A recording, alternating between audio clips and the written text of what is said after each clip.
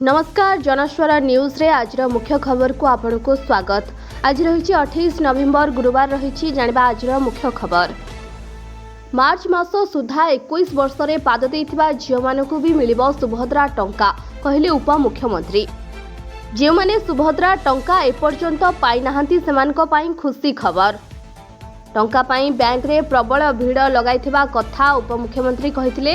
मार्च बेलको युवती जदि 20 बयस रु 21 वर्ष रे पाद देइथिबे ताहले से भी आवेदन कले टंका पाइजिबे बोली कहिसंती उपमुख्यमंत्री प्रभाती परिडा।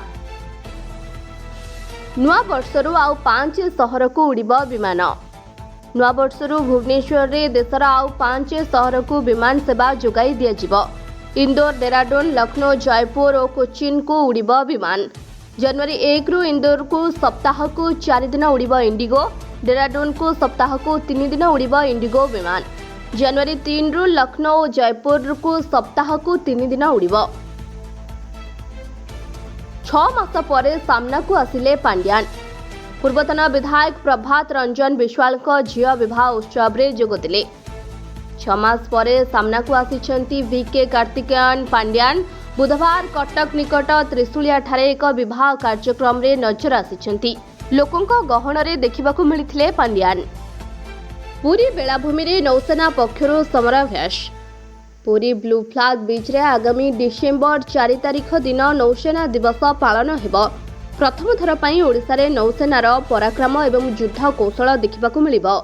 एथिपई नौसेनार समरसज्जा चलिछि।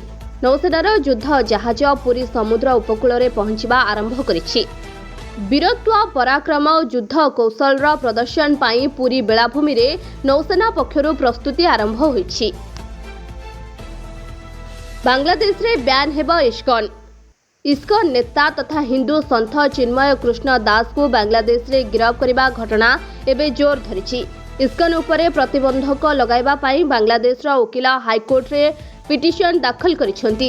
इस्कन उपरे प्रतिबंधक लगाइबा पाई जस्टिस फराह मेहबूब को नहीं गठित खंडपीठ रे हाईकोर्ट रे एक पिटिशन दाखल करा जायछि। राज्य रे 58टी सब डिविजन रे हेबो शीतल भंडार। चाषी खुशी खबर। राज्यर 58टी सब डिविजन रे हेबो शीतल भंडार। विधानसभा रे शीत अधिवेशन रो द्वितीय दिन रे चलिथिबा प्रश्नकाल रे एही सूचना दैछंती कृषि मंत्री कनक वर्धन सिंहदेव।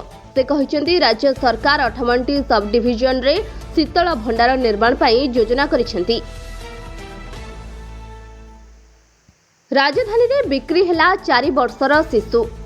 राजधानी भुवनेश्वर रे पेट पाटना पाई जड़े दंपति निज पिला को अन्य हाथ में बिक्री कर देथिबा अभियोग होईछि। एने बड़गड़ थाना रे अभियोग होईछि। तेबे पुलिस मामला रे तदंत करी शिशुटी को उद्धार करथिबार जणा पड़िछि। पुणी आलू अटकाइले ममता, टेंशन रे सरकार। ओडिशा को पश्चिमबंग सीमा रे पुणी आलू गाड़ी अटकाइछंती ममता। मोहन सरकार को मुंड बिंधार कारण सजिछि आलू। हु हु होई बढ़ुतिबा परिवार दर को नियंत्रण करिबा पई सरकार अंटा भिड़िथिबा बेले एहाकु नै शासक विरोधी मुहामुही हेउछंती। किछि दिन पूर्वरु आलू को नै ओडिसा रे राजनीति सरगरम होइथिला।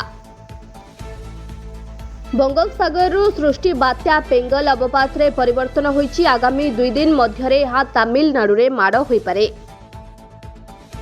भड़ा घरे सेक्स रैकेट चढ़ाऊ कला पुलिस। राजधानी भुवनेश्वर रे एक सेक्स रैकेट संधान मिली। खंडगिरी थाना अंतर्गत एक भड़ा घरे ही सेक्स रैकेट चलीथिबा पुलिस पक्षरु कहा जायछि। एने पुलिस को सूचना मिलिथिला। सूचना आधार रे पुलिस पक्षरु भड़ा घरे चढ़ाऊ करा जायथिला। चढ़ाऊ बेले 4 युवती को उद्धार करा जायछि। युवती माने अनैतिक कार्य रे लिप्त थिबा जणा पड़िछि। आपण माने जनस्वर न्यूज रे देखुथिले आजिर मुख्य खबर। अधिक खबर पाई हम चैनल को follow, like, share and subscribe करने को जमारू भी भूलिबे नहीं।